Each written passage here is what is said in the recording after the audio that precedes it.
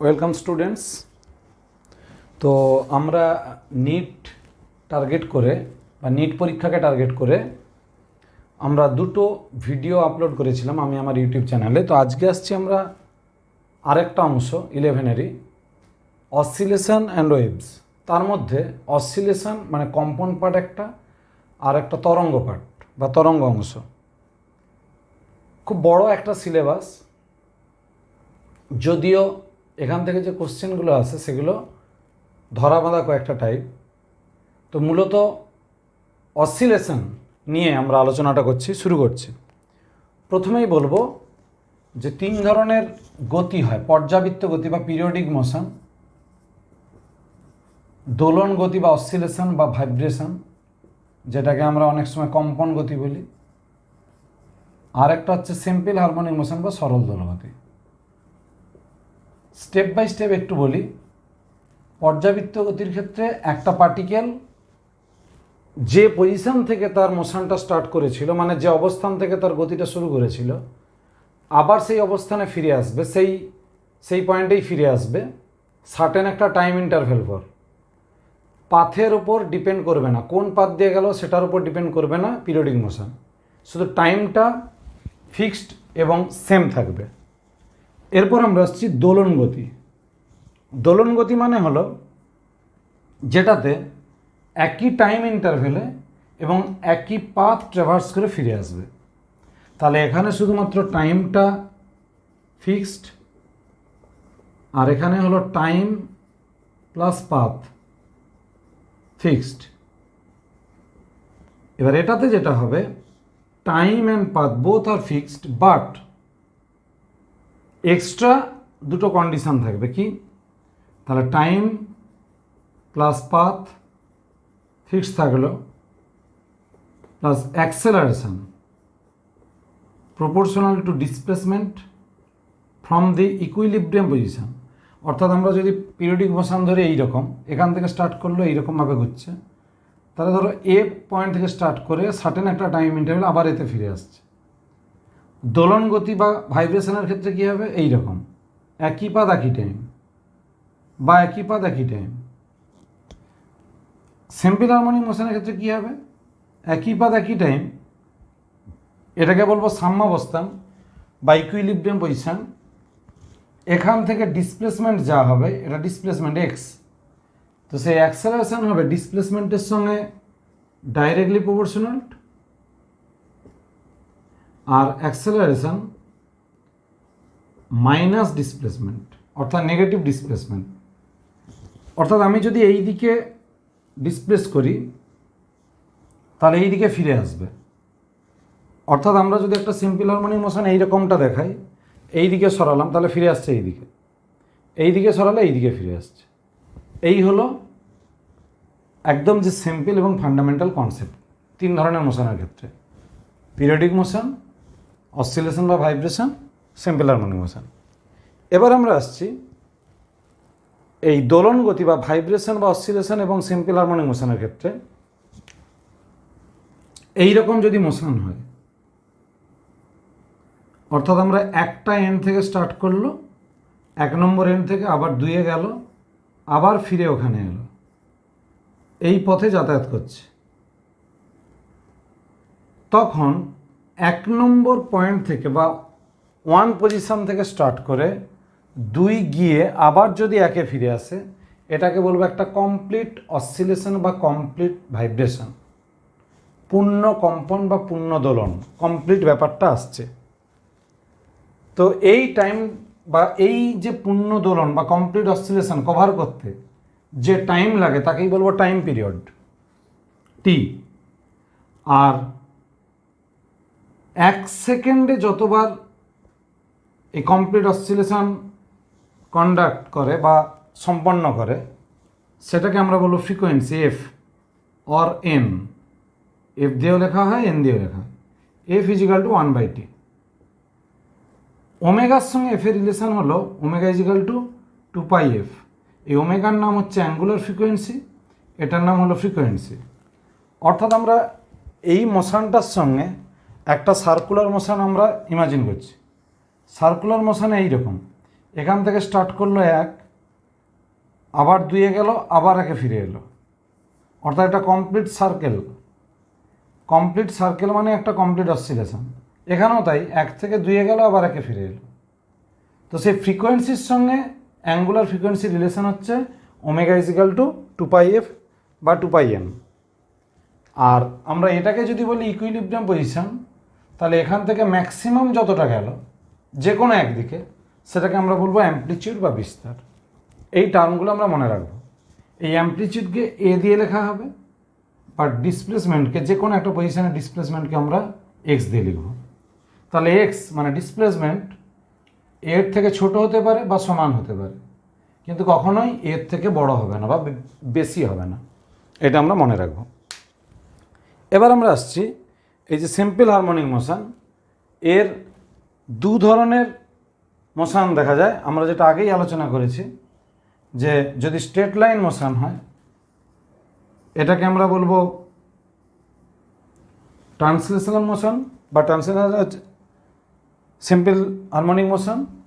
আর একটা হচ্ছে rotational simple harmonic motion, অর্থাৎ সরল দোলগতি, যেটা রৈখিক সরল দোলগতি, আর একটা চক্রাকার বা বৃত্তাকার সরল দোলগতি। এই হলো আমাদের দু ধরনের সিম্পল হারমোনিক মোশন বা সরল দোলগতি। তো এইগুলো একদম ফান্ডামেন্টাল ব্যাপার, একটু আলোচনা করে দিচ্ছি কুইক।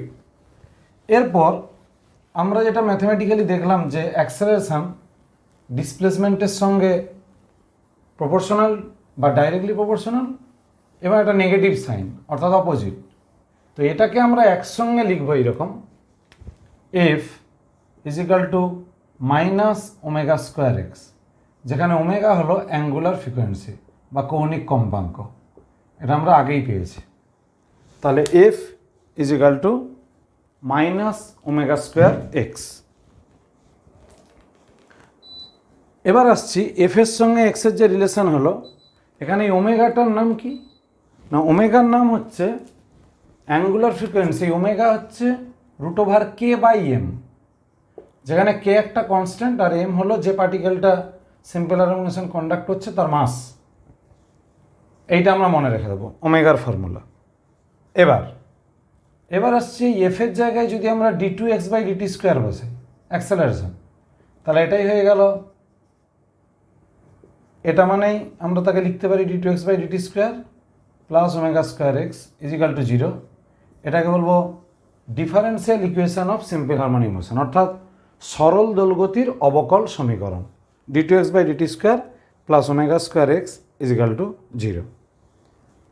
এই ইকুয়েশনটাকে যদি আমরা সলভ করি, তাহলে এক্সের 3 রকম ফর্মে ইকুয়েশন বেরোবে, এই সলিউশন বেরোবে। একটা হলো a1 e⁻i⁻t plus b1 e⁻−i⁻t, অর্থাৎ e⁻i⁻t আর e⁻−i⁻t কনস্ট্যান্ট দিয়ে গুণ করলে হচ্ছে একটা a1 আর একটা b1। আর কি হতে পারে, a cos ωt plus b sin ωt, a cos ωt plus b sin ωt, অর্থাৎ cos এবং sin একসঙ্গে ফাংশন আকারেও থাকতে পারে। আবার থাকতে পারে a sin ωt plus alpha বা প্লাস থিটা, অর্থাৎ একটা কনস্ট্যান্ট এবং সাইন ফাংশন আকারেও থাকতে পারে।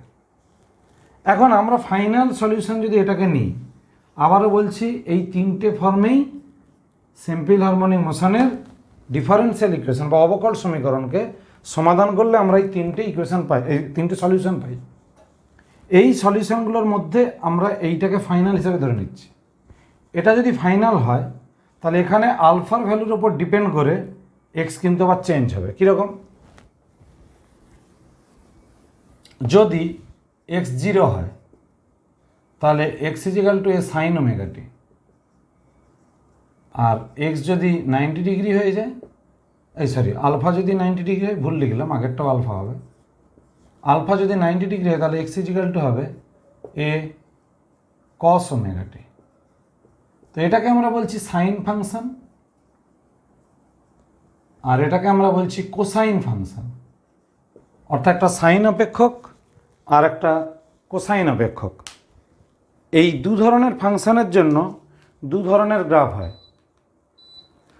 তো সেই গ্রাফটা এইরকম, যদি সাইন ফাংশান হয় তাহলে আমাদের গ্রাফটা শুরু হয় সবসময় জিরো ভ্যালু থেকে। অর্থাৎ আমরা ডিটেলসে যাচ্ছি না, জাস্ট শেপটা দেখাচ্ছি।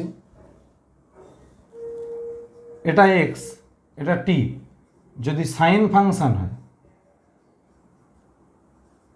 তাহলে এখান থেকে শুরু হবে এই রকম নেচার, যেখানে এটা হলো এ আর এইটা হলো মাইনাস এ। এখান থেকে স্টার্ট করে এই অবধি গেলে এটাকে বলবো ক্যাপিটাল টি, মানে এটা হচ্ছে টাইম পিরিয়ড। আর টাইম পিরিয়ড যদি টি হয় তাহলে ফেজ ডিফারেন্স হবে এ বি সি। ফেজ, আচ্ছা ফেজ কথাটা আমরা আসছি একটু পরে, এটা একটু পরে আলোচনা করছি। এটা গেল সাইন ফাংশন। যদি কোসাইন ফাংশন হয় তাহলে কি হবে, এখান থেকে স্টার্ট হলো, অর্থাৎ এ এটা জিরো, এটা মাইনাসে, এখান থেকে স্টার্ট করলে এত দূর পর্যন্ত আমরা বলবো একটা টাইম পিরিয়ড। অর্থাৎ জিরো থেকে ধরলে জিরোতে, ম্যাক্সিমাম থেকে ধরলে ম্যাক্সিমাম। এটা কেন হয় না, কস জিরোর ভ্যালু হয় 1, এই জন্য এ থেকে স্টার্ট হচ্ছে, এটাকে বলবো কোসাইন ফাংশন, আর এটাকে বলবো সাইন ফাংশন। এবার ইন্টারেস্টিং ফ্যাক্টরটা হচ্ছে এইটাই, যদি x is equal to A sine omega টি এটা ধরি, তাহলে ভি হবে ডিএক্স বাই ডিটি, যেটা ডিফারেন্সিয়েট করলে হয় এ ওমেগা কস ওমেগা টি। তাহলে ভেলোসিটি যে ফাংশানটা সেটা কিন্তু কোসাইন চলে এলো। যখন ডিসপ্লেসমেন্ট ফাংশানটা সাইন থাকে তখন ভেলোসিটিটা চলে আসে কোসাইন। তাহলে যার ডিসপ্লেসমেন্ট এই গ্রাফ ইন্ডিকেট করে তারই ভেলোসিটি এই গ্রাফ ইন্ডিকেট করবে। আবার যদি এটাকে আবার একবার ডেরিভেটিভ করা হয় তাহলে অ্যাক্সেলারেশন পাবো ডি বাই ডিটি, তখন হবে মাইনাস এ ওমেগা স্কোয়ার সাইন ওমেগা টি। আবার সাইন ঘুরে আসছে কিন্তু একটা নেগেটিভ সাইন হয়ে। এই জন্য বলছে এক্স এবং ভি আর ভি এবং এ এদের মধ্যে এবার ফেজের ব্যাপারটা আছে।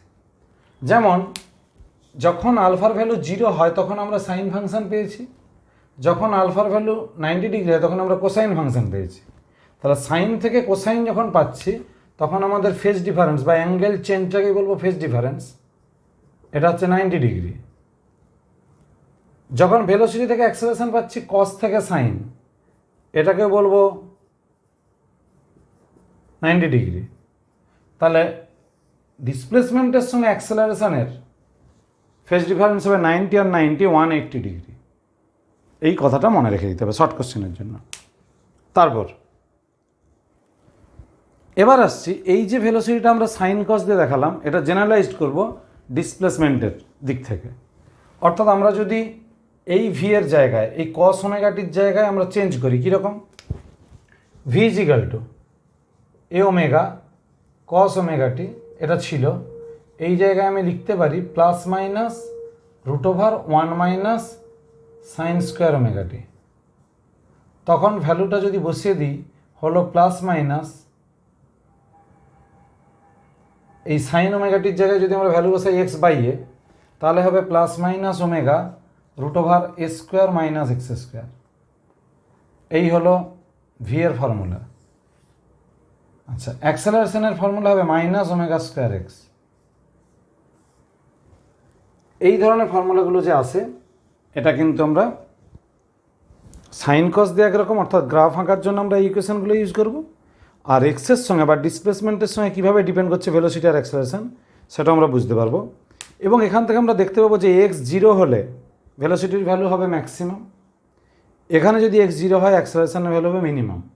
অর্থাৎ যেখানে ভেলোসিটি ম্যাক্সিমাম হচ্ছে সেখানে ভেলোসিটি অ্যাক্সেলারেশন হচ্ছে মিনিমাম। অর্থাৎ বেগ যেখানে সর্বোচ্চ সেখানে ত্বরণ সর্বনিম্ন। এটা কোথায় হবে, এক্স 0, তার মানে মিড পয়েন্টে। এইরকম যদি আমরা পয়েন্ট এ ধরি সিম্পল ফাংশন, তাহলে মিড পয়েন্টে এখানে হচ্ছে এক্স সমান 0, এখানে এক্স সমান প্লাসে ধরলাম, ডান দিকটা পজিটিভ বাঁ দিকটা নেগেটিভ। যদি আমরা এক্সের ভ্যালু প্লাসে বসাই তাহলে এই ভ্যালুটা 0 হবে, এটা হবে মাইনাস ওমেগা স্কোয়ারে। যদি এক্সের ভ্যালুটা মাইনাসে বসাই তাহলে এখানে হবে 0, এখানে হবে প্লাস ওমেগা স্কোয়ারে।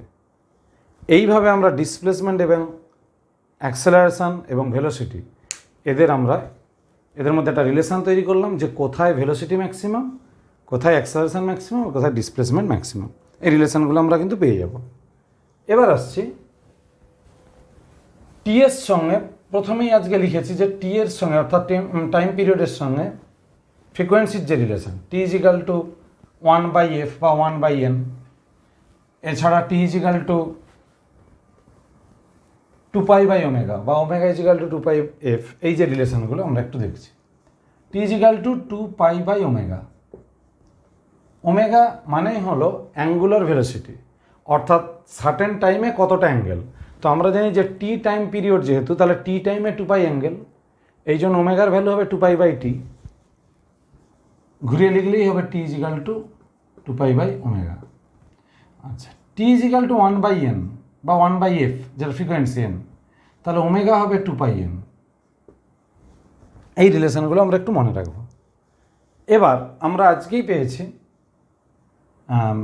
এ অর্থাৎ acceleration is equal to omega square x, মাইনাসটা যদি বাদ দিই তাহলে ওমেগা স্কোয়ার এক্স, তাহলে ওমেগা হবে √/a/x। তাহলে টি ইজিক্যাল টু হবে 2π/ω, মানেই হলো 2π√/x/a। এই হচ্ছে রিলেশন। আমরা ফেজ একটা আইডিয়া পেলাম যে কতটাকে অ্যাঙ্গেল চেঞ্জ। এখানে একটা কথা বলে রাখি, X is equal to A sine omega T plus alpha বা এ সাইন ওমেগা টি বা A cos omega T plus alpha বা A sine omega T plus alpha plus theta plus 90, যা খুশি রাখতে পারে। শুধু মনে রাখতে হবে যে সাইন থাকুক বা কস থাকুক, তার পরের পার্টটাই হচ্ছে ফেজ। তাহলে এখানে ফেজ হচ্ছে ওমেগা টি প্লাস আলফা, এখানে ওমেগা টি, এখানে ওমেগা টি প্লাস আলফা, এখানে omega T plus alpha plus theta plus 90। এগুলো হচ্ছে আমাদের ফেজ। এবার কখন কস নেব, কখন সাইন নেব না, যদি আমরা দুটোর মধ্যে কম্পেয়ার করি, অর্থাৎ দুটোর মধ্যে ফেজ রিলেশন বা ফেজ ডিফারেন্স যদি আমরা হিসাব করতে চাই, তখন আমরা কি করব, দুটোকেই সাইনে করব বা দুটোকেই কসে করব। আর যদি একটা বলে, তাহলে আমাকে যে ইকুয়েশনটা দেওয়া থাকবে সেই ইকুয়েশনটাকে নিয়ে আমরা কিন্তু ফেজ ক্যালকুলেট করব। অর্থাৎ সাইন থাকলে সাইন ধরে নেব, কস থাকলে কস ধরে নেব। এই টেকনিকে আমাদের হিসাবটা চলতে থাকবে। তাহলে এবার ফেজ কি বোঝাচ্ছে না, এইটার উপর ডিপেন্ড করে এই সাইনের ভ্যালুটা চেঞ্জ হবে, ফলে এক্স চেঞ্জ হবে। অর্থাৎ তার পজিশান কোন মুহূর্তে কত, বা তার ভেলোসিটি কোন মুহূর্তে কত, অ্যাক্সেলারেশন বা ত্বরণ কোন মুহূর্তে কত, এইগুলো হিসাব করতে গেলে আমাদের এই ফেজগুলো লাগছে। তাহলে ফেজ অ্যাম্পলিটিউড মানে ম্যাক্সিমাম যে ডিসপ্লেসমেন্ট, অর্থাৎ এ ভ্যালু যখন সাইন ভ্যালুটা 1 হবে বা কস ভ্যালুটা 1 হবে ম্যাক্সিমাম ভ্যালু, তখন এটাকেই বলবো তার ম্যাক্সিমাম ডিসপ্লেসমেন্ট, যেটাকে আমরা অ্যাম্পলিটিউড বা বিস্তার বলবো। ইপক মানে কি, এই যে ফেজ যতটা বললাম ওমেগা টি প্লাস আলফা বা ওমেগা টি প্লাস আলফা, এখানে omega T plus alpha plus theta plus 90, এই যে এইগুলো ফেজ বললাম, সেই ফেজ রিলেশনে বা ফেজের যে এক্সপ্রেশনে টি যদি আমরা 0 বসিয়ে দিই, অর্থাৎ টাইমটাকে যদি আমরা 0 করে দিই, তাহলে যেটা পাবো সেটাই হলো ইপক বা ইনিশিয়াল ফেজ, প্রারম্ভিক দশা বা ইপক বা ইনিশিয়াল ফেজ। এইটা আমরা মনে রাখবো এখান থেকে। তারপর ফেজ ডিফারেন্স ব্যাপারটা বলেছি। এবার আমরা আসছি কাইনেটিক এনার্জি, পোটেনশিয়াল এনার্জি এবং total energy.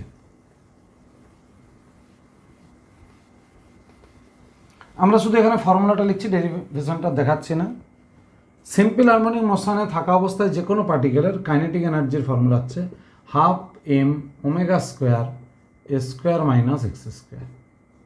E P potential energy হচ্ছে 12m omega square x square. তাহলে ই টোটাল মানেই হলো ইকে প্লাস ইপি যোগ করে দিলে হবে 12m omega square A square. তাহলে বোঝা গেল যে কাইনেটিক এনার্জি এবং পোটেনশিয়াল এনার্জি চেঞ্জ হবে, কিন্তু টোটাল এনার্জি সেম থাকবে। গ্রাফটা হবে এইরকম, এখানে x0, এখানে এনার্জি মানে ইকে ইপি ই, এদিকে x ইজিক্যাল টু এইরকম প্লেসে x ইজিক্যাল টু প্লাস এ, আর এইরকম প্লেসটাতে x ইজিক্যাল টু মাইনাস এ, মানে এক্সট্রিম পয়েন্ট দুটো বা প্রান্তবিন্দু দুটো। তো আমরা দেখেছি যে পোটেনশিয়াল এনার্জিটা মিডিলে সব থেকে কম বা জিরো, যদি এক্সের জায়গায় জিরো বসাই এখানে জিরো হবে, এক্সের জায়গায় যদি প্লাস এ বসাই তাহলে এই ভ্যালুটা আসবে। এই ভ্যালুটা কত? Half M omega square A square. ঠিক কাইনেটিক এনার্জি হবে মিডিলটাতে সব থেকে বেশি, দুধারে কম। এটাকে বলবো ই কে, আর এটাকে বলছি ইপি, আর এই ডট ডট লাইনটাই হয়ে গেল আমাদের ই টোটাল, অর্থাৎ টোটাল এনার্জিটা সবসময়ের জন্য একই থাকছে। এইটা আমরা গ্রাফের সাহায্যে বোঝাবো। তাহলে আমরা এই গ্রাফটা দেখে বুঝতে পারবো যে কোথায় কোনটা বেশি আর কোনটা সবসময়ের জন্য কনস্ট্যান্ট থাকছে। এবার আমরা আসছি যে এই সিম্পল হারমোনিক মোশনের কম্পোজিশন কীরকম না, একটা পার্টিকেল এমনভাবে মোশনে আছে তার উপর দুটো ইনফ্লুয়েন্স কাজ করছে, ডিফারেন্ট ইনফ্লুয়েন্স, দু ধরনের সিম্পল হারমোনিক মোশন তৈরি করে, তখন তাদের কম্পোজিশনটা কী হবে। যেমন আমি ধরছি x1 একটা ইকুয়েশান, এ sine omega T plus alpha বা কিছু, বা শুধু ওমেগা টিও ধরতে পারি। x2 হলো এ sine omega T plus alpha. তাহলে এই দুটো যে সিম্পল হারমোনিক মোশন আমরা লিখলাম, এদের ফেজ একই, অর্থাৎ দশা পার্টটা একই, দুটোই সাইন। তাহলে আমরা এখন অ্যামপ্লিচিউড একই রেখেছি, যদি আমরা অ্যামপ্লিচিউড আলাদা করি তাহলে একটা A1 একটা A2 লিখলাম। এবার বলছে যে এরা যদি সেম ফেজে সুপারপজিশন করে বা সুপার ইম্পোজ করে, অর্থাৎ একই দশায় যদি উপরিপাতিত হয়। আর একটা কথা মনে রাখতে হবে, দুজনেরই ওমেগাটি, অর্থাৎ ওমেগাও দুজনের একই, তখন তাহলে সেম ফেজ হলে কী হবে, x is equal two x1 plus x2, মানেই হলো A1 plus A2 sine omega t plus alpha, অর্থাৎ এদের ফেজ একই থেকে যাবে, ফ্রিকোয়েন্সি একই থেকে গেল, তিনটেই সাইন, এটাও সাইন এটাও সাইন এটাও সাইন, সব সাইন থেকে গেল। রেজাল্টেন্ট যে অ্যামপ্লিচিউডটা সেটা হলো দুটো অ্যামপ্লিচিউডের যোগফল। আর এটাই যদি অপোজিট ফেজে হতো, এটাই যদি অপোজিট ফেজে হতো তাহলে কী হতো, x is equal two x1 minus x2। যদি আমি ধরে নিই যে A1টা গ্রেটার দেন A2, তখন হবে A1 minus A2 sine omega T plus alpha. এই হলো অপোজিট ফেজ আর সেম ফেজে ইম্পোজ করলে যা হয়। এরপর আমরা কিছু ইকুয়েশান মনে রাখবো যেগুলো আমাদের বইতে ছিল, যে কোনো সিলেবাসের বা যে কোনো বোর্ডের যে কোনো কাউন্সিলের বইতে আমরা সেই ফর্মুলাগুলো এবার শুধু দেখে নেব। কীরকম না, যদি সিম্পল পেন্ডুলাম হয় তাহলে তার ক্ষেত্রে কি কি ফর্মুলা আমরা মনে রাখব। টি সমান 2π√L/g। এখানে মনে রাখতে হবে সিম্পল পেন্ডুলামটা দেখতে হয় এইরকম, এখান থেকে এইটা হবে L, অর্থাৎ যে ববটা বা পিণ্ডটা আটকানো থাকবে তার সেন্টার পর্যন্ত যে পয়েন্টে আমরা অ্যাটাচড রাখবো সেই পয়েন্ট থেকে একদম, তাহলে টি ইজিক্যাল টু 2π√L/g। এখানে অবশ্যই ধরে নেব ভার্টিক্যালের রেসপেক্টে এই যে অ্যাঙ্গেল, এই থিটা ম্যাক্সিমাম ভ্যালু কত হতে হবে, 4 ডিগ্রি থিটা ম্যাক্স। যদি এটা হয় তবেই এটা সম্ভব। কিন্তু তারপর এই রকম যদি ভাইব্রেশন বা অসিলেশন হয় বা সিম্পল পেন্ডুলামের ক্ষেত্রে সিম্পল হারমোনিক মোশন যদি বজায় থাকে, তাহলে সেক্ষেত্রে টান মানে টেনশান, সুতোর টান বা টেনশান বা এই যে দড়ির যে টান, এটার ফর্মুলা কি না, টেনশানের ফর্মুলা হচ্ছে mg প্লাস mv²/L, অর্থাৎ ওয়েটটাও কাজ করবে প্লাস একটা আউটওয়ার্ড ডিরেকশানে আমরা যেটাকে বলবো সেন্ট্রিফিউগাল ফোর্স কাজ করবে।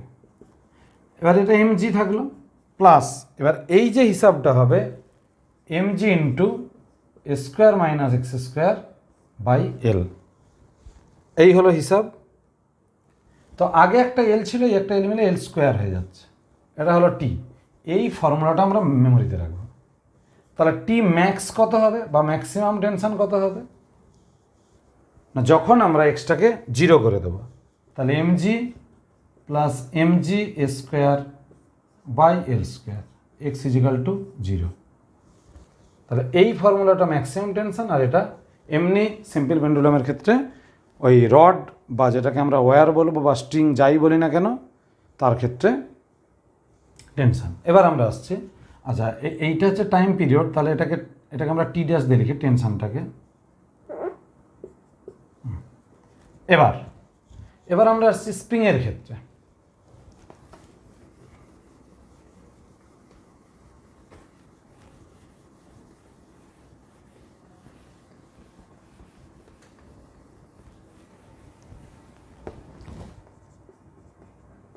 স্প্রিং যদি ভার্টিক্যাল হয়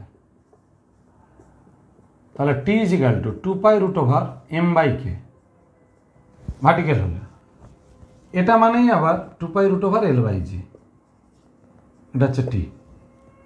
আর যদি হরাইজন্টাল হয়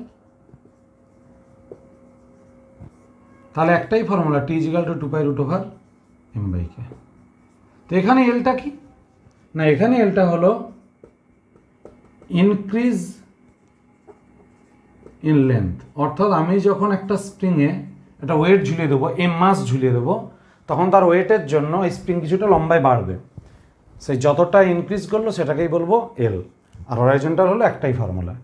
আমি সবার যদি টি মনে রাখতে পারি তাহলে আমি ওমেগা পাবো কীভাবে, 2π/t। আমি এন পাবো কী করে, 1/t। টি মনে রাখলেই মানে টাইম পিরিয়ড বা পর্যায়কাল বা দোলনকাল, এটা যদি আমরা মনে রাখতে পারি তাহলে আমাদের অনেকটাই মনে থেকে যাবে। এবার আসছি you shape tube,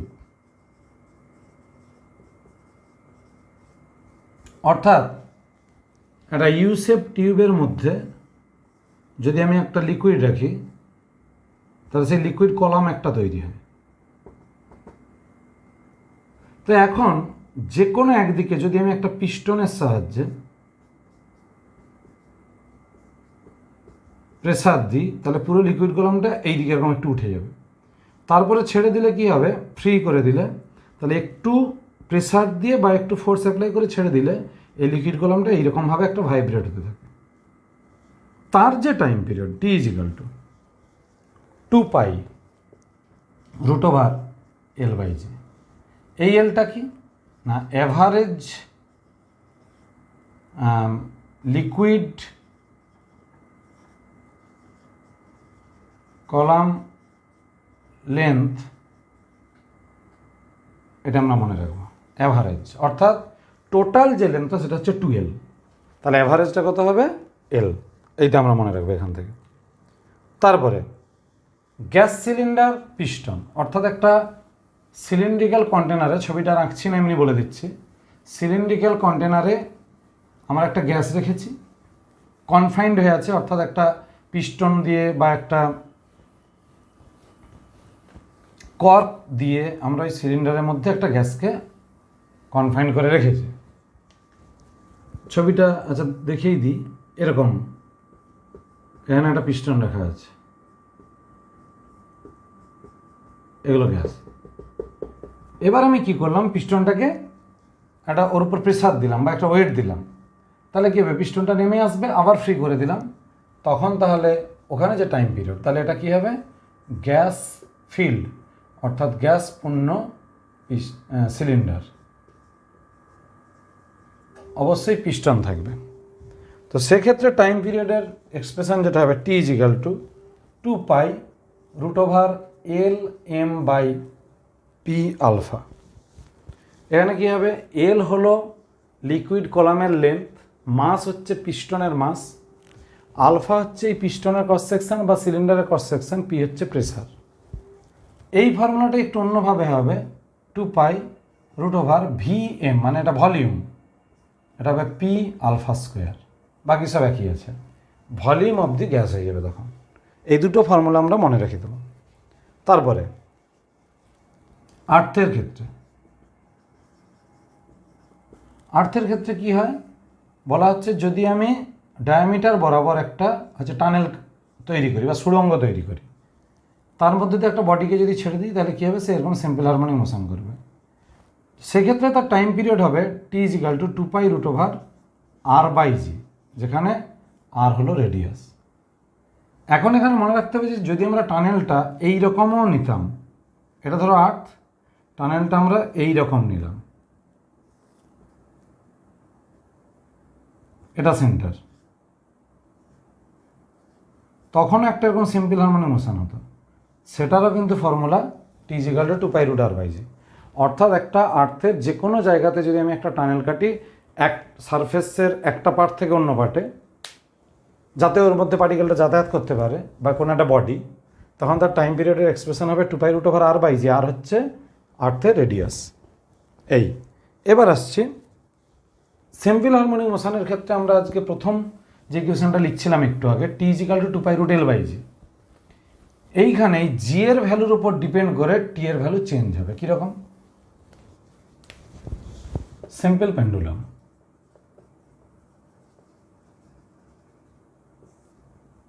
t = 2π√L/g, এই তো ছিল। জি যেখানে যেখানে চেঞ্জ হবে সেইভাবে টি চেঞ্জ হবে। যেমন আমি যদি বলি লিফটের ছাদে বা লিফটের সিলিংয়ে একটা সিম্পল পেন্ডুলাম রাখা আছে, তাহলে লিফট যদি এ অ্যাক্সেলারেশনে ওপরে ওঠে তাহলে রেজাল্টেন্ট জি কি হতো? জি থাকতো না তখন আর, মানে এফেক্টিভ যে গ্র্যাভিটেশনাল অ্যাক্সেলারেশন হয়ে যেত জি প্লাস এ। যদি লিফট এ অ্যাক্সেলারেশন নিয়ে নিচে নামে তখন কী হতো? জি মাইনাস এ। যদি লিফট ইউনিফর্ম ভেলোসিটি নিয়ে নামে বা ওঠে বা রেস্টে থাকে তাহলে অ্যাক্সেলারেশন কত হতো? 0। মানে আমরা নিউটন চ্যাপ্টারে লিফটের থিওরিতে যা যা পড়েছিলাম সেখানে জি ড্যাশ = কী হতো? জি প্লাস এ হতে পারতো এই অ্যাক্সেলারেশন নিয়ে উপরে উঠলে, জি মাইনাস এ হতে পারতো এই অ্যাক্সেলারেশন নিয়ে নিচে নামলে, জি হতে পারত যখন a = 0, 0 হতে পারতো যখন a = g, আর নেগেটিভ a - g হতে পারত যখন a > g নামার সময়। তো এই কন্ডিশনের যে লিফটের থিওরিতে জি এর ভ্যালুটা চেঞ্জ হতো, আমরা তখন এই জি এর জায়গায় এইগুলো বসাবো, জি প্লাস এ, জি মাইনাস এ, জি কখন বসবে, 0 কখন বসবে, আমরা এই জায়গাটায় বসিয়ে দেবো। সেই অনুযায়ী টাইম পিরিয়ড যা হবে, মানে লিফটের মোশনে গ্র্যাভিটেশনাল অ্যাক্সেলারেশনে যেমন যেমন এফেক্ট পড়তো সেই এফেক্টগুলো আমরা এখানে গিয়ে বসাবো, তাহলে টি কিন্তু চেঞ্জ হয়ে যাবে। এবার আসছে যদি কোনো একটা গাড়ির সিলিংয়ে, মানে কোনো একটা গাড়ির ছাদে একটা সিম্পল পেন্ডুলাম আটকানো থাকে, আর গাড়ি যদি অ্যাক্সেলারেশন নিয়ে মুভ করে, তাহলে সেক্ষেত্রে এবার t = 2π√L/g² প্লাস স্কোয়ারের হোল রুট। হ্যাঁ, যখন গাড়ি অ্যাক্সেলারেশন নিয়ে মুভ করবে হরাইজন্টাল দিকে, তখন জি এর রেজাল্টেন্ট ভ্যালুটা আসতো কীরকম? না এইদিকে অ্যাক্সেলারেশন কাজ করছে, এইদিকে জি, তাহলে রেজাল্টেন্ট কোনটা? √g² প্লাস স্কোয়ার, সেইটা এখন জি এর জায়গায় বসে যাবে। তারপরে গাড়ি যদি এইরকম একটা ইনক্লাইন প্লেন বরাবর নামতো, এইটাতে নামছে গাড়ি, তখন এই দিকে অ্যাক্সেলারেশন কত হতো? জি সাইন থিটা, আর এই দিকে কত হতো? জি কস থিটা। তখন সেক্ষেত্রে আমি টি এর ফর্মুলা কী বসাবো? 2π√L/g cos theta. এই অর্থাৎ আমি আবার বলছি, যদি একটা সিম্পল পেন্ডুলাম বা সরল দোলক একটা গাড়ির ছাদে আটকানো থাকে, গাড়ি যদি হরাইজন্টালি এ অ্যাক্সেলারেশন নিয়ে যায়, তাহলে লব্ধি ত্বরণ কোনটা? √g² প্লাস স্কোয়ার, তখন সেই ভ্যালু বসবে। যদি গাড়ি থিটা তোমার বলো অ্যাঙ্গেল অফ ইনক্লিনেশন বা নততল বরাবর, থিটা নততল বিশিষ্ট নততল বরাবর যদি নামে, তখন বলবো t = 2π√L/g cos থিটা। এই গেল। এবার আসছি শঙ্কু দোলনের ক্ষেত্রে। শঙ্কু দোলন মিন্স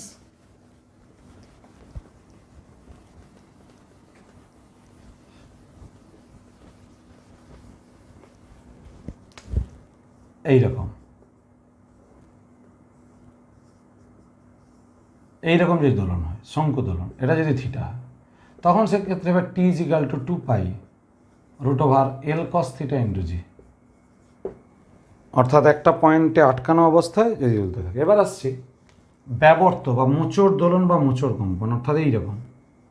এক্ষেত্রে যদি আমরা টুইস্ট করি, অর্থাৎ একটা মোচড় দিই, এই প্রান্তটা আটকানো থাকবে, তারের বা রডের এক প্রান্ত ধরে এরকম টুইস্ট করব, তখন সেক্ষেত্রে টি এর ফর্মুলা হবে 2 pi root over I by C, যেখানে সি হলো, এটা আমরা মুখস্থ রাখবো, pi N by eta R to the power 4 by 12, আর আই হচ্ছে মোমেন্ট অফ ইনার্সিয়া, অর্থাৎ ওই চোঙাকৃতি তারের জড়তা ভ্রামক। আই হচ্ছে মোমেন্ট অফ ইনার্সিয়া, আর সিটাকে আমরা বলবো ব্যাবর্ত দৃঢ়তা গুণাঙ্ক, যা রাশিমালা এটা পাই, এটা ক্লিন্টন বিকৃতি গুণাঙ্ক, আর টু দি পাওয়ার 4 মানে রেডিয়াসটা, আর এল হচ্ছে লেন্থটা। এই হচ্ছে আমাদের হিসাব। এবার আসছি কম্বিনেশন অফ স্প্রিং।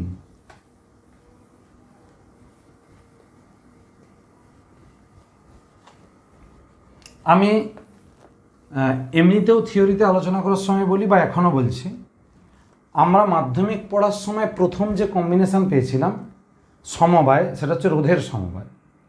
রোধের ক্ষেত্রে বা রেজিস্ট্যান্সের ক্ষেত্রে আমরা দেখেছিলাম যে সিরিজ কম্বিনেশন হতে পারে বা প্যারালাল কম্বিনেশন হতে পারে। যেই কম্বিনেশনই হোক না কেন, সেক্ষেত্রে আমাদের একটা নিয়ম ছিল যে সিরিজের বেলা R is equal to R1 plus R2 plus R3 এরকম হিসাবে হয়, আর তোমার হচ্ছে সমান্তরাল বা প্যারালালের বেলা 1/r is equal to 1/r1 plus 1/r2 plus 1/r3 এই হিসাবে হয়।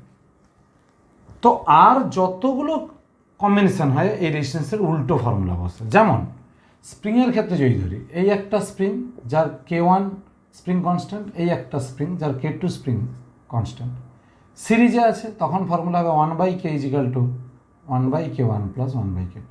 তাহলে কে কত? এটাই হলো ইকুইভ্যালেন্ট স্প্রিং কনস্ট্যান্ট বা তুল্য বল ধ্রুবক। যদি আমরা দেখি এইরকম স্প্রিং আটকানো আছে, এই একটা, তাহলে এটাকে বলছি আমরা প্যারালাল, তাহলে সেক্ষেত্রে হবে K is equal to K1 plus K2। আবার যদি দেখা যায়, এগুলো সব বডি, এইখানে বডি।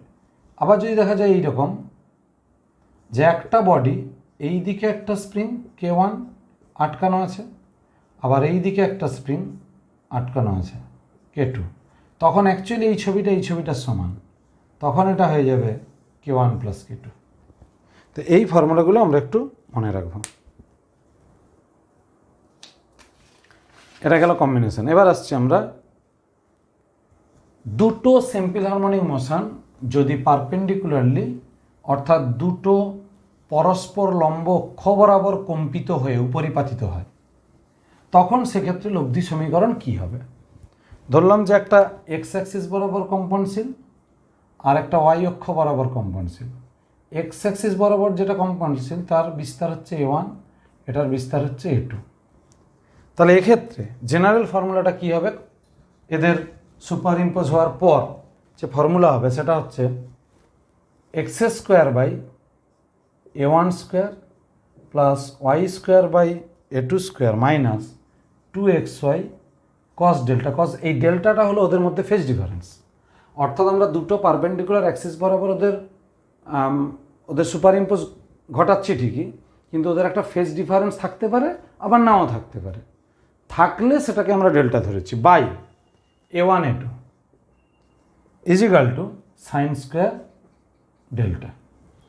এই ইকুয়েশনটা যদি আমরা মনে রাখতে পারি, তাহলে কতগুলো একটা নতুন ধরনের একটা কনসেপ্ট আমরা জানতে পারবো। সেটা কি? A1 A2 আর ডেল্টা, এই তিনটের উপর ডিপেন্ড করে, এই তিনটে ভেরিয়েবল, এই তিনটের উপর ডিপেন্ড করে ইকুয়েশনটা স্ট্রাকচার পাল্টে যাবে। কীরকম? যেমন আমি 1 নম্বর ধরছি, ডেল্টা ইজ ইকাল টু 0। যখন আমি ডেল্টা ইজ ইকাল টু 0 বসিয়ে দেবো, তখন এই যে ইকুয়েশনটা আসবে এটা স্ট্রেট লাইন ইকুয়েশন চলে আসবে, কারণ cos 0 এটা 1 হবে, এটা xy দিয়ে ফর্মুলা চলে আসবে, আর সাইন এটা 0 হয়ে যাবে। তো তখন দেখা যাবে এটা স্ট্রেট লাইনের ইকুয়েশন। আচ্ছা, আমি একটু ইকুয়েশনগুলো একটু বলে দিই কোনটা কখন বুঝবো। এক্স এবং ওয়াই দুটোরই যদি পাওয়ার 1 হয় তাহলে আমরা বুঝবো স্ট্রেট লাইন। পজিটিভ থাকুক নেগেটিভ থাকুক যাই তার মধ্যে কোএফিসিয়েন্ট থাকুক না কেন বা সহগ থাকুক না কেন, যদি এক্স এবং ওয়াই দুটোরই পাওয়ার হয় 2 তাহলে সেটা হতে পারে সার্কেল মানে সার্কুলার শেপ, হতে পারে ইলিপস মানে উপবৃত্তাকার বৃত্তাকার, হতে পারে হাইপারবোলা পরাবৃত্তাকার। যদি একটার পাওয়ার 1 হয় একটার পাওয়ার 2 হয়, অর্থাৎ বাংলায় বলি একটা একঘাত একটা দ্বিঘাত, তখন হবে শুধু প্যারাবোলা বা অধিবৃত্তের সমীকরণ। তো এখানে দুটোই আমরা যদি ডেল্টার ভ্যালু 0 বসাই দুটোই একঘাত আসবে, সেই জন্য স্ট্রেট লাইন। যদি আমরা ডেল্টা পাই বসাই তখন এটা আসবে স্ট্রেট লাইন, শুধু স্লোপটা চেঞ্জ হবে, একটা ক্ষেত্রে পজিটিভ একটা ক্ষেত্রে নেগেটিভ। 3 নম্বর, যদি ডেল্টা π/2 হয়, a1 not equal to a2, সেক্ষেত্রে হবে ইলিপস অর্থাৎ উপবৃত্তাকার। যদি ডেল্টাটা π/2 হয়, a1 is equal two a2 হয়, তখন এটা হবে সার্কেল, তখন অর্থাৎ বৃত্তাকার, অর্থাৎ সার্কুলার, ইলিপ্টিক্যাল, স্ট্রেট লাইন যে কোনো শেপে হতে পারে। এইগুলোকে আমরা একসঙ্গে বলবো, এই যে ছবিগুলো যদি আমরা এঁকে ফেলি তাকে বলবো লিসাজিয়াস ফিগার বা লিসাজোট চিত্র। এই লিসাজিয়াস ফিগার মনে রাখতে গেলে এই ইকুয়েশন আমাকে মনে রেখে দিতে হবে। এরপর আমরা আসছি যে ভাইব্রেশন, যে কনসেপ্ট আমরা পড়েছিলাম সিম্পল হারমোনিক মোশনের আগে, সেই ভাইব্রেশনের কতগুলো ভাগ আছে, যেমন 3টে মেন ভাগ। আমরা যদি বলি ফ্রি ভাইব্রেশন, যেটাকে আমরা বলছি মুক্ত কম্পন, ফ্রি ভাইব্রেশন বা ন্যাচারাল ভাইব্রেশন। আরেকটাকে বলবো ড্যাম্পড অর্থাৎ বাধা, আরেকটাকে বলবো ফোর্সড।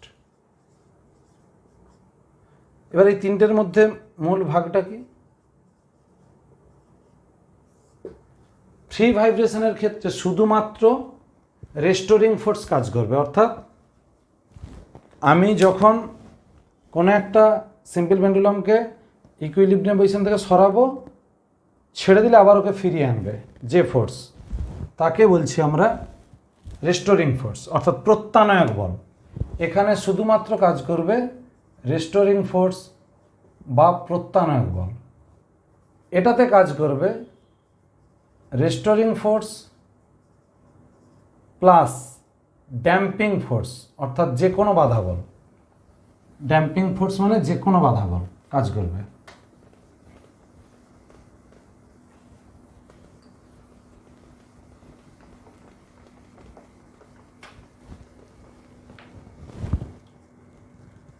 তাহলে তাই যদি হয়, এর ক্ষেত্রে যদি ড্যাম্পিং ফোর্স না থাকে, ফ্রি যদি হয়, তাহলে এর গ্রাফ হবে এইরকম,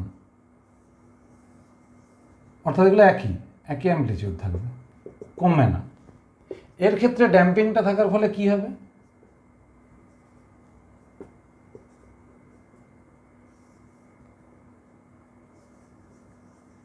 কমতে থাকবে, অর্থাৎ একটা এক্সপোনেনশিয়াল পার্ট থাকবে আর একটা এক্সপোনেনশিয়াল পার্ট ড্যাম্পিংয়ের জন্য থাকবে, মানে সূচকীয় হারে বিস্তারটা কমছে বলে, আর একটা রেস্টোরিং ফোর্স থাকছে প্রত্যানয়ক বল, যার জন্য এই সিম্পল হারমোনিক নেচারটা পাচ্ছি।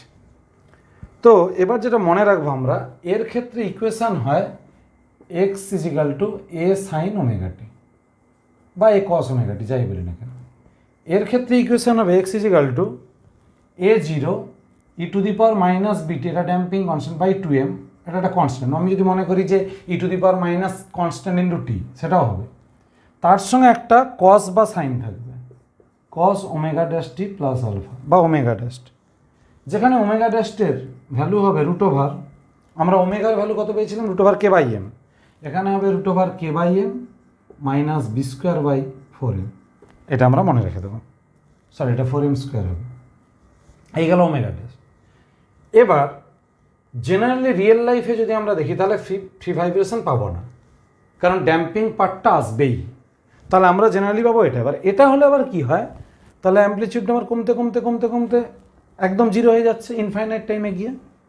তখন বলছে যে আমরা যদি ওকে কিছু একটা সময় পর মানে সময় ধরে চালাতে চাই, তখন আমাকে বাইরে থেকে একটা পিরিয়ডিক ফোর্স দিতে হবে। তাহলে এক্সটার্নাল একটা পিরিয়ডিক ফোর্স, এক্সটার্নাল তার সঙ্গে থাকবে রেস্টোরিং ফোর্স, তার সঙ্গে থাকবে ড্যাম্পিং ফোর্স। এই তিনটে ফোর্স একসঙ্গে কাজ করবে। এক্ষেত্রে আমরা যেটা মনে রাখবো যে অ্যাম্প্লিটিউড মানে ওই ফর্মুলা ধরেই হবে, শুধু অ্যাম্প্লিটিউডটা এই অনুযায়ী চেঞ্জ হবে। F0 বাই থার্ড ব্র্যাকেট দিয়ে m square omega 0 square minus omega square whole square plus omega square b square পুরোটা রুট। এখানে ওমেগা হলো ওর ন্যাচারাল ফ্রিকোয়েন্সি, মানে যে পার্টিকেলটা ভাইব্রেট করছিল। ওমেগা 0 হচ্ছে এক্সটার্নাল যে পিরিয়ডিক ফোর্স তার অ্যাম্প্লিটিউড তার ফ্রিকোয়েন্সি। আর বি হলো ড্যাম্পিং কনস্ট্যান্ট, অর্থাৎ ড্যাম্পিং ফোর্স থাকছে এক্সটার্নাল পিরিয়ডিক ফোর্স যার ফ্রিকোয়েন্সি ওমেগা 0 আর ওর যে নিজস্ব যে ফ্রিকোয়েন্সি ছিল ওমেগা। তাহলে এখন ওমেগা 0 আর ওমেগা যদি ইকুয়াল হয়ে যায় তখন এই এর ভ্যালুটা ম্যাক্সিমাম হয়, তখন হবে রেজোনেন্স। তার মানে এই ফোর্স ভাইব্রেশনের একটাই পার্ট হচ্ছে রেজোনেন্স। রেজোনেন্সে কি হয়, ওমেগা 0 ইজিক্যাল টু ওমেগা, তখন এ তখন কি হবে এ ম্যাক্স, মানে ম্যাক্সিমাম ভ্যালুটা দেবে। এই মেন কনসেপ্টটা আমরা মনে রাখবো। তাহলে এখানে এক্সটার্নাল পিরিয়ডিক ফোর্সের জন্য মানে বাহ্যিক যে বল যেটা আমরা পর্যাবৃত্ত বল তার প্রভাবেই কিন্তু কম্পনটা চলতে থাকবে।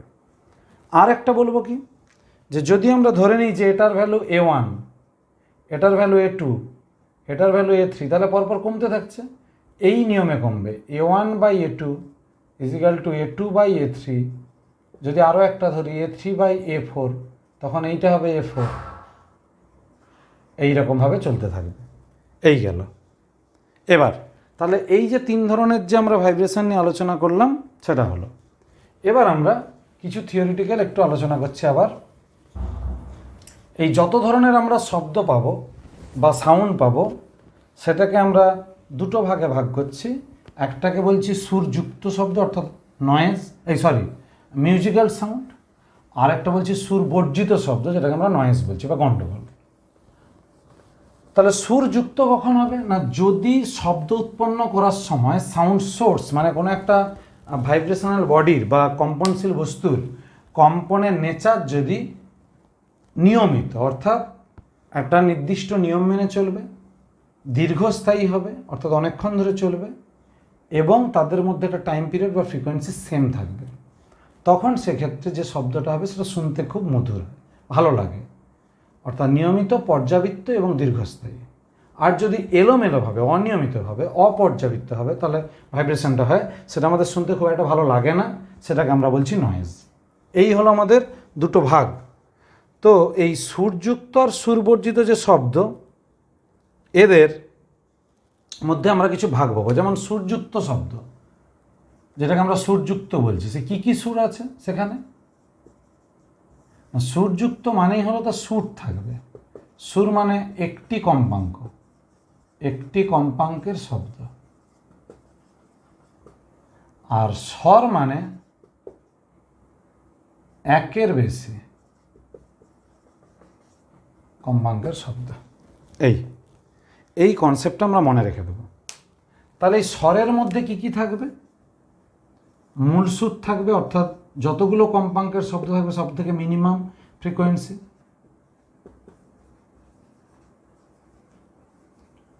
উপসুর থাকবে। উপসুর মানে কি?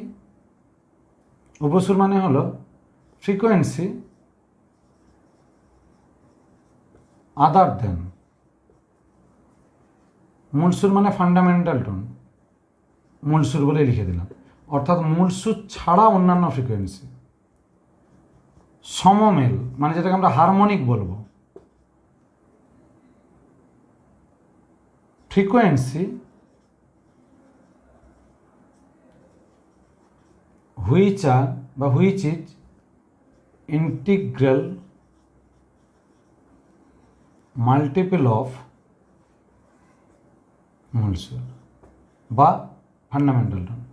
অর্থাৎ মূল সুরের মানে যতগুলো ফ্রিকোয়েন্সি থাকবে তার মধ্যে সব থেকে কমটাকে বলবো মূল সুর। মূল সুর ছাড়া বাকি যেগুলো থাকবে তাদেরকে বলবো উপসুর।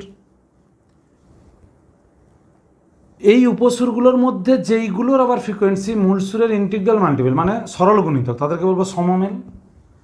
আর অষ্টক হবে মূল সুরের ডবল। ডবল ফ্রিকোয়েন্সি অফ মূল সুর, অর্থাৎ মূল সুরের দ্বিগুণ কম্পাঙ্ক, অষ্টক। তাহলে অষ্টক বলছি কেন না 8 নম্বরে পড়ে বলে সেই জন্য ওটাকে অষ্টক বলা হচ্ছে। এই হলো আমাদের ভাগ। এবার এইগুলোকে নিয়েই এই সা রে গা মা পা ধা নি আমরা যে সমস্ত গানের ক্ষেত্রে যে সমস্ত সুরগুলোকে ব্যবহার করি তাদেরকে একসঙ্গে আমরা বলবো স্কেল, মিউজিক্যাল স্কেল বা স্বরগ্রাম।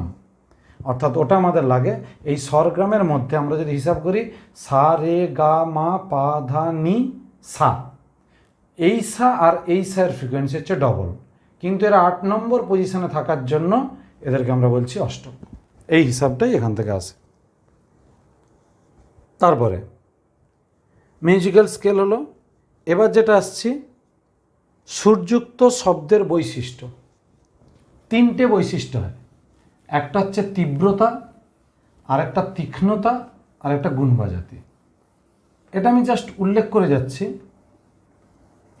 তীব্রতা মানে প্রাবল্যের কনসেপ্ট থেকে আসে, যে কতটা আমরা জোরে শুনব, অর্থাৎ প্রাবল্য হচ্ছে কতটা জোরে শোনাবে। এটাকে আমরা পরিমাপ করতে পারি না, অনুভব। তাহলে এটা হচ্ছে আমাদের অনুভূতি। আর তীব্রতা হলো একটা হিসাব, তীব্রতা হলো একটা হিসাব। এটা হচ্ছে শক্তি বাই সময় বাই ক্ষেত্রফল, এটা হচ্ছে পরিমাপযোগ্য।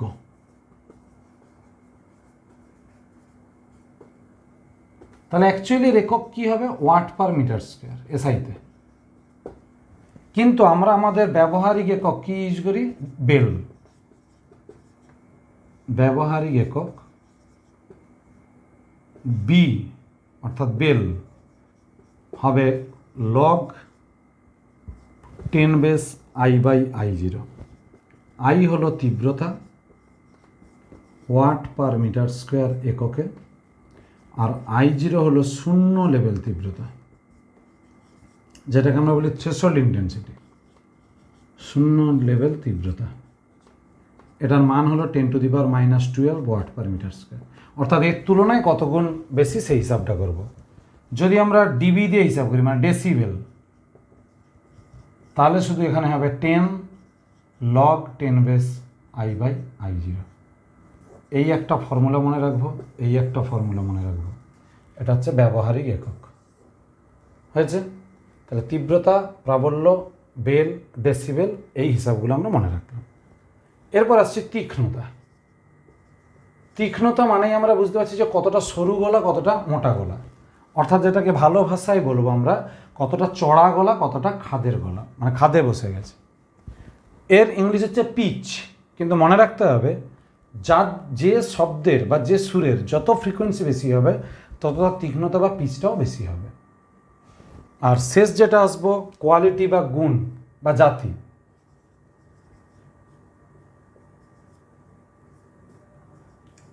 গুণ বা জাতি এটা কি না, আমরা সুরটা শুনে বুঝে নেব কোন সোর্স থেকে আসছে। অর্থাৎ বলছি যে ধরো একই রকম ফ্রিকোয়েন্সির অনেকগুলো শব্দ তোমাকে শোনানো হবে, তবুও তুমি একটা পার্থক্য করতে পারবে যে কোনটা কোন সোর্স থেকে আসছে। সেই কনসেপ্টটাই হচ্ছে আমাদের গুণ বা জাতি। এটাই, এগুলো একটু থিওরিটিক্যাল কনসেপ্ট আসতে পারে, আলোচনা করে দিলাম। এবার আসি যে প্রথম হেলমোজের অনুনাদক বলে একটা ব্যবহারিক যন্ত্র ছিল, যার সাহায্যে কোনো একটা আননোন শব্দ উৎসের ফ্রিকোয়েন্সি বা কম্পাঙ্ক আমরা পরিমাপ করতে পারি। সেই ফ্রিকোয়েন্সি হলো, সেই ফ্রিকোয়েন্সির ফর্মুলাটা হচ্ছে এটাই, n = v/2π √α/LV। Capital V হচ্ছে কি না, ক্যাপিটাল ভি হলো শব্দের বেগ, অর্থাৎ হেলমোজের অনুনাদক দেখতে এইরকম।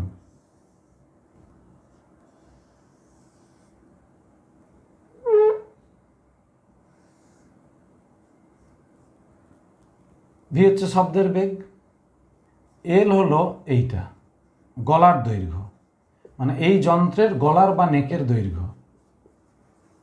আচ্ছা, আলফা হলো এই যে গলা তার প্রস্থচ্ছেদ, অর্থাৎ এই জায়গাটা এরিয়াটাকে বলবো আলফা, গলার প্রস্থচ্ছেদ। আর স্মল ভি হবে কি? স্মল ভি হচ্ছে এর ভলিউম, অর্থাৎ এই যে পুরোটার ভলিউম, গোলকের ভলিউম, বা এই যে মাকু আকৃতির যে জিনিসটা এর আয়তন।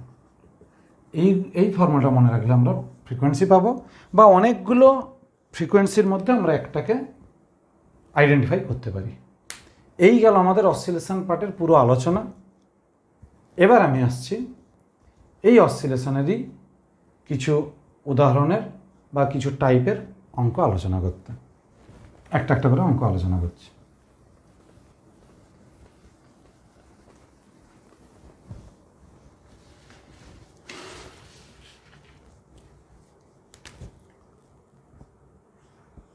প্রথম যে অঙ্কটা এসছে দেখো তোমাদের কাছে, বলছে যে the displacement of a particle executing simple harmonic motion is given by এত, ওয়াই ইজ ইকাল টু কী দেওয়া আছে, a0 plus A sine omega T plus B cos omega T, দিয়ে বলেছে যে রেজাল্ট্যান্ট অ্যাম্পলিটিউড কী হবে।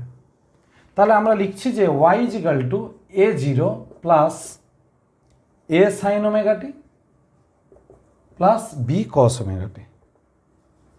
এখন এখান থেকে যদি বলি a0 একটা কনস্ট্যান্ট, a একটা কনস্ট্যান্ট, বি একটা কনস্ট্যান্ট, তাহলে সাইন কসের নেচার কিন্তু এর মধ্যে নেই, এটা আমি ওয়াইয়ের মধ্যে নিয়ে চলে এলাম। তাহলে ওয়াই মাইনাস a0 আমি লিখতে পারি এ sine omega T plus B cos omega টি। এখান থেকে আমি এটাকে ওয়াই ড্যাস্ট করে দিলাম, চেঞ্জ করে দিলাম একটু, তাহলে আমাদের এই ফর্মুলা এসে গেল। যখনই এই ফর্মুলা চলে আসে সাইন বা কসে, তখন আমাদের রেজাল্ট্যান্ট অ্যাম্পলিটিউড হয়ে যায়, রেজাল্ট্যান্ট এটা হবে রুট ওভার এ স্কোয়ার প্লাস বি স্কোয়ার, কারণ এই দুটো স্কোয়ার করে যোগ করলে এক হয়, বা সাইন কস আছে এদের মধ্যে perpendicular nature, 90 degree phase difference, সেই জন্য ফর্মুলায় বসালে ভেক্টরের যে ফর্মুলা ছিল রুট ওভার এ square plus B square plus 2ab cos 90, সেটাতে বসালেও আমরা রুট ওভার এ স্কোয়ার প্লাস বি স্কোয়ারই পাবো। তাহলে অপশান সি হবে কারেক্ট। নেক্সট আমরা যেটা আসছি 2 নম্বর কোশ্চেন।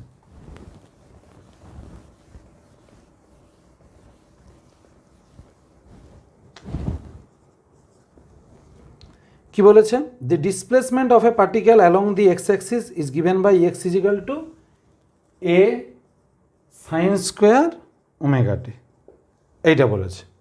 এবার মোশনটা কেমন হবে দেখতে হবে। তো আমরা জানি যে এখানে যে অপশানগুলো দিচ্ছে, এ বি এবং ডিতে সিম্পল হারমোনিক মোশন বলেছে, সিতে নন সিম্পল হারমোনিক মোশন। তাহলে আমরা জানি যে আমরা যদি প্রুভ করতে পারি যে acceleration is equal two minus something into x, মানে ডিসপ্লেসমেন্ট, তাহলে আমাদের প্রুফটা হবে। সেই জন্য আমরা প্রুফটা করবো কীরকম, এক্স এটা, ভি হবে DX by DT is equal to A. আচ্ছা, এইটা আমি একটু আগে ভেঙে নিই, তারপরে আমি ডেরিভেটিভটা করব। এটাকে একটু সিম্পলিফাই করে A by 2 into 1 minus cos 2 omega T is equal to A by 2 minus A by 2 cos 2 omega T. এই হলো formula. Sine square omega T, আমি যদি 2 সাইন স্কোয়ার ওমেগা টি হয় এই ফর্মুলা আসতো। এবার আমি ডিএক্স বাই ডিটি করবো, এটা কনস্ট্যান্ট, তাহলে হবে মাইনাস এ বাই 2, কসের জন্য হবে মাইনাস 2 ওমেগা সাইন 2 ওমেগা টি, এটা হবে প্লাস এ ওমেগা সাইন 2 ওমেগা টি, এটা গেল ভি। আর একবার যদি ডেরিভেটিভ করি তাহলে অ্যাক্সেলারেশন আসবে এই is equal to dv by dt, এটা হবে A omega sine 2 omega t হবে 2 ওমেগা কস 2 ওমেগা টি, তাহলে হলো 2 এ omega square cos 2 omega T. এই তাহলে দেখা যাচ্ছে যে এ এর সঙ্গে এর কোনো রিলেশানই নেই, সেই জন্য এটা অবশ্যই হবে নন সিম্পল হারমোনিক মোশন, অর্থাৎ অপশান সি। এটা গেল 2 নম্বর কোশ্চেন। এবার আসছি 3 নম্বর কোশ্চেন।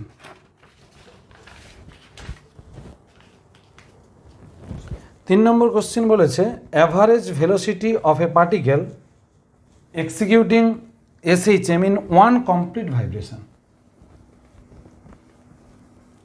তাহলে অ্যাভারেজ ভেলোসিটির এক্সপ্রেশন আমাদেরকে বসে হিসাবটা কষতে হবে বা গড় বেগ। তাহলে 3 নম্বর, আমরা জানি যে average velocity is equal to average displacement by time. Sorry, এটা অ্যাভারেজ না, এটা হচ্ছে total displacement by total time. এই ছিল আমাদের ফর্মুলা। এখন আমাকে বলেছে যে এসএইচএমে আছে, তার মানে এখান থেকে স্টার্ট করলো, এই গেল, আবার এখানে আসবে কমপ্লিট অসিলেশন। তাহলে ডিসপ্লেসমেন্ট কত হবে? ডিসপ্লেসমেন্ট হয়ে যাবে 0। ডিসপ্লেসমেন্ট 0 হলে অ্যাভারেজ ভেলোসিটি এটা হবে 0। এই তাহলে 3 নম্বর এর অ্যান্সার হচ্ছে অপশান এ 0। এরপর 4 নম্বর অঙ্কটা পড়ছি। A particle is executing a simple harmonic motion, its maximum acceleration is alpha and maximum velocity is beta, time পিরিয়ডটা চেয়েছে। আচ্ছা, এটা হচ্ছে 4 নম্বর। এ ম্যাক্স মানেই হলো ওমেগা স্কোয়ার এ। এইটা কত আসছে? আলফা বলেছে। আর ভি ম্যাক্স মানে ম্যাক্সিমাম ভেলোসিটি, এটা হচ্ছে ওমেগা এ, এটা কত বলেছে? বিটা। তাহলে এটা 1 নম্বর ধরলাম, এটা 2 নম্বর ধরলাম। 1 ভাজিত 2 ভাগ করে দিলে হবে omega is equal to alpha by beta, বাকি সব কেটে যাচ্ছে। Time period T is equal to হয় 2 পাই বাই ওমেগা, তাহলে 2 pi into beta by alpha, 2 pi into beta by alpha. তাহলে অপশান বি হচ্ছে কারেক্ট। 4 নম্বর কোশ্চেনের বি হবে কারেক্ট। এবার আমরা আসছি 5 নম্বর।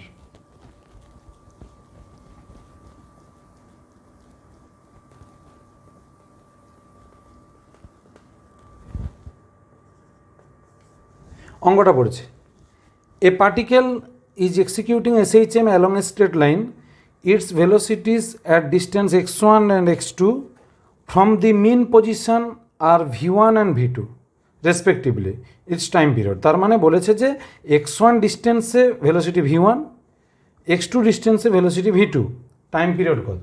তাহলে ভেলোসিটির এক্সপ্রেশনটা আমরা বসাবো। আমরা জানি v is equal to plus minus omega root over A square minus x square. First case কী হবে? এখানে ফার্স্ট কেসে ভি এর জায়গায় বসবে v1 is equal to plus minus omega root over A square minus x1 square. এটা হচ্ছে 1 নম্বর। আর 2 নম্বরে আসছে v2 plus minus omega root over এ স্কোয়ার মাইনাস x2 স্কোয়ার। 2 নম্বর 1 ভাজিত 2 করে দিচ্ছি। কি পাবো না v1 by v2 is equal to হবে root over A square minus x1 square by A square minus x2 square.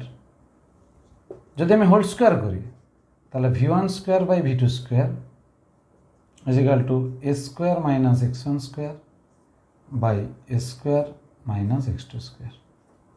এই এবার এখান থেকে আমাকে কি বের করে নিতে হবে? এ এর ভ্যালুটা বের করে নিতে হবে।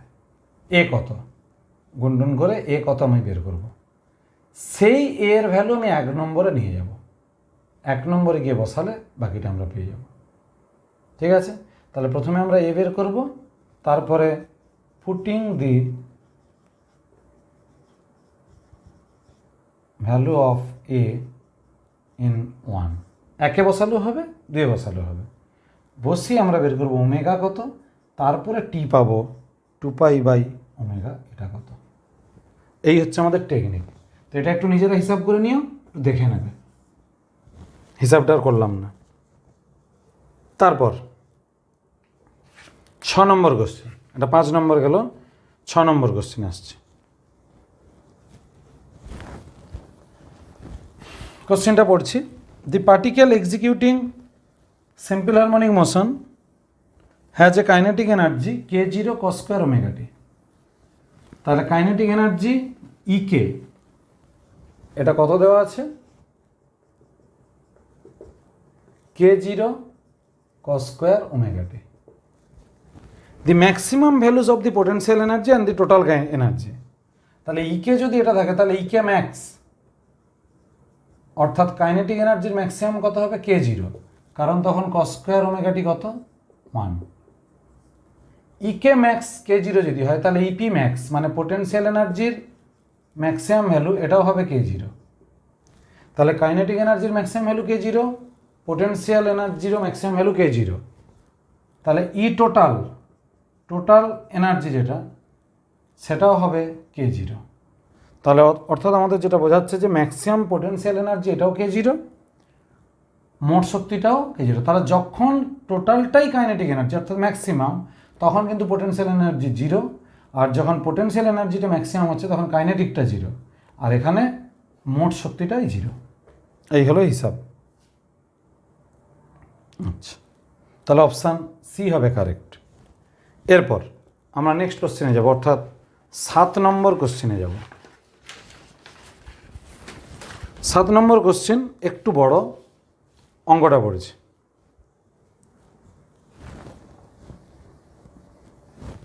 বলছে pendulum is hung from a roof of a sufficiently high building and is moving freely to and fro like a simple harmonic oscillator.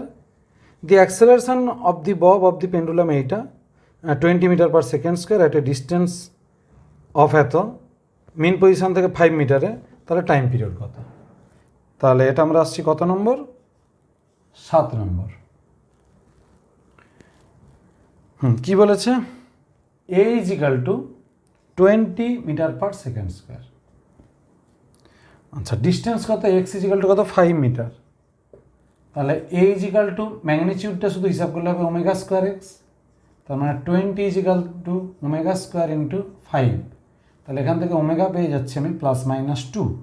তাহলে আমি যদি টু নিই তাহলে টি ইজিক্যাল টু কত হবে 2π/ওমেগা, মানে 2π/2 অর্থাৎ পাই সেকেন্ড। তাহলে টাইম পিরিয়ড হয়ে গেল পাই সেকেন্ড, মানে অপশান বি হচ্ছে কারেক্ট। এটা হচ্ছে 7 নম্বর। তারপর নেক্সট আমরা আসছি 8 নম্বর কোশ্চেনে। 8 নম্বর কোশ্চেনটা একটু পড়ছি। A body of mass m is attached to the lower end of a spring whose upper end is fixed. The spring has negligible mass when the mass m is slightly pulled down and released. It oscillates with a time period of 3 second. আচ্ছা, বলছে যে যখন আমি একটা M মাস ঝুলিয়ে হালকা করে টেনে ছেড়ে দিই তখন সেক্ষেত্রে অসিলেশনের টাইম পিরিয়ড কত হতো 3 সেকেন্ড। তাহলে t1 is equal two 3 is equal two 2π√m/k। এই হলো ফর্মুলা, এটা 1 নম্বর। এবার বলছে সেকেন্ড কেসে কী হবে, যদি আমি এম এর ভ্যালুটা 1 কেজি বাড়িয়ে দিই তখন t2 হয়ে যাচ্ছে কত 5 সেকেন্ড। তাহলে 2π√m+1/k। এবার চেয়েছে যেটা সেটা হচ্ছে এম এর ভ্যালু। তাহলে আমি ভাগ করে দিচ্ছি 1 ভাজিত 2, তাহলে 3/5 ইজিক্যাল টু হবে √m/m+1। 9/25 ইজিক্যাল টু হবে m/m+1।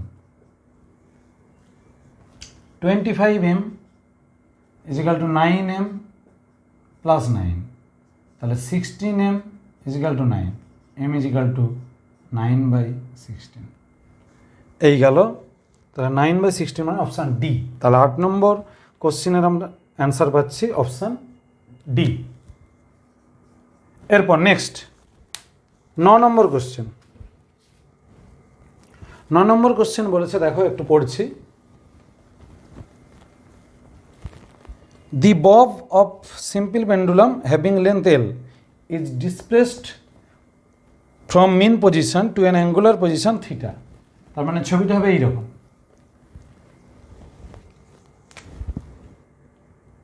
ওটা কত নম্বর 9। এইটা এল, এটাও এল,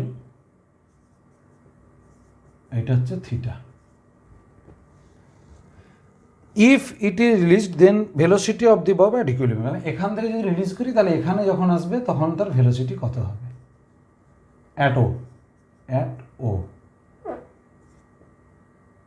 এটা ও পয়েন্ট আর এটা ধরো এ পয়েন্ট, এটা এইচ। তাহলে আমি লিখতে পারি from A to O the change in height, অর্থাৎ উচ্চতার পরিবর্তন কত হচ্ছে আগে দেখো। তাহলে এইচ ইজ ইকাল টু হবে, এটা যদি ও ধরি, এটা বি, এটা ধরো C, height h is equal to O C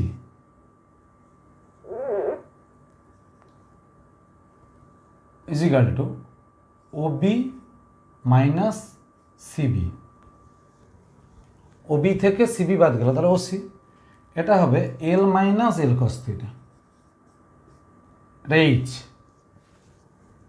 তাহলে এই যে এইচটা নামলো, এর ফলে ভেলোসিটি হবে v is equal to root over two g h, তাহলে root over two g L into one minus cos theta, অর্থাৎ ভেলোসিটি হবে two g L one minus cos theta, মানে option A.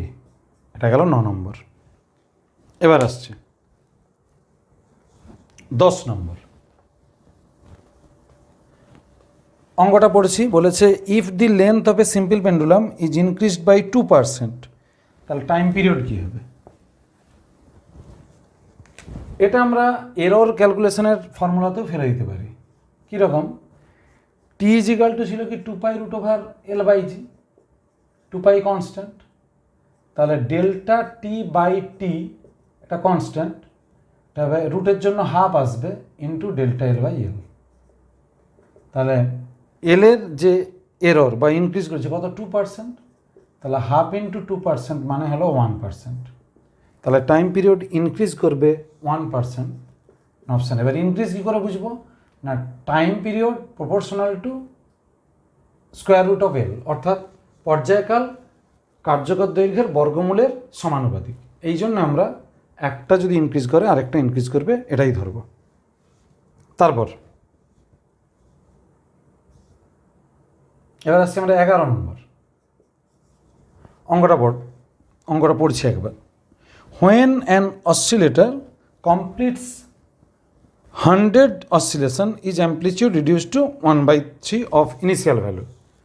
What will be its amplitude when it completes 200 oscillation? অর্থাৎ আমি যদি ধরে নিই যে এখানে অ্যাম্পলিটিউড ছিল এ, 100 অসিলেশন গেল,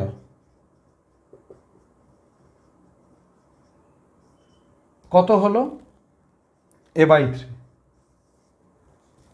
আরও 100 যাবে, তার মানে তো প্রথম থেকে 200টা।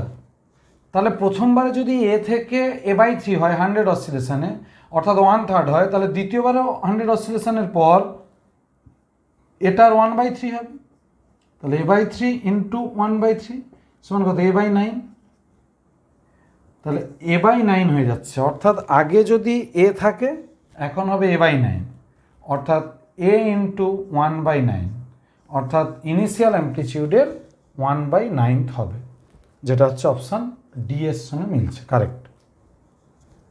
এবার লাস্ট আমরা এই 12টা অঙ্কের সলিউশন দেখাচ্ছি, আর ওই যে থিওরি সব আলোচনা করলাম এগুলো একটু মনে রাখলেই মোটামুটি কমন পেয়ে যাবে। In case of a forced vibration the resonance peak becomes very sharp when the, ওই যে আমরা একটা ফর্মুলা পেয়েছিলাম যেখানে ছিল ওই এর ক্ষেত্রে f0 বাই একটা something omega square minus omega zero স্কোয়ারের হোল স্কোয়ার, এরকম একটা টার্ম ছিল।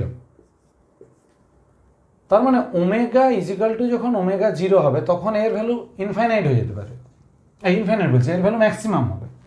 তো এখানে আমাকে কোশ্চেন করেছে যে resonance peak becomes very sharp, তার মানে আমি হঠাৎ করে রেজোনেন্স পিকটা পাবো, মানে হঠাৎ করে ইনক্রিজ করবে অ্যাম্পলিটিউডের ভ্যালুটা। কখন? যদি আমার ড্যাম্পিং পোর্শন কম থাকে, অর্থাৎ আমার এখানে অপশানগুলো ছিল damping force is small, restoring force is small, applied periodic force is small, quality factor is small.